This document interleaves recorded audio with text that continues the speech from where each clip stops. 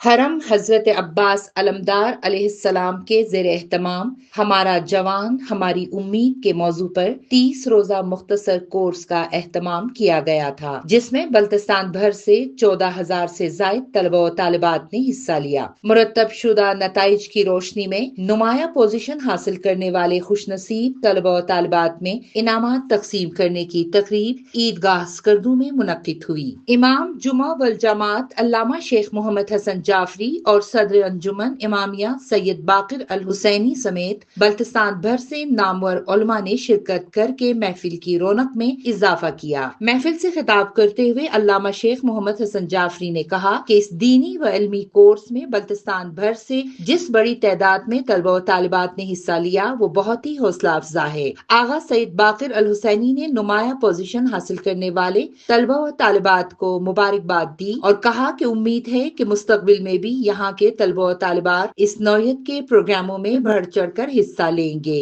حرم عباس علمدار علیہ السلام کے نمائندہ شیخ ناصر عباس نجفی نے کہا کہ طلبہ و طالبات کی فکری تربیت اور کردار سازی کے لیے اس نوعیت کے پروگراموں کا انعقاد آئندہ بھی ہوتا رہے گا۔ نامور منقبت خواں معظم علی مرزا نے منقبت پیش کیا۔ اس موقع پر پہلی 10 پوزیشن حاصل کرنے والے طلبہ و طالبات کو عراق کا فضائی ٹکٹ اور دوسرے نمبر پر آنے والے 10 طلبہ و طالبات کو حضرت عباس علمدار کے روزے کا علم مبارک اور دیگر تبرکات تحفتاً پیش کیے گئے۔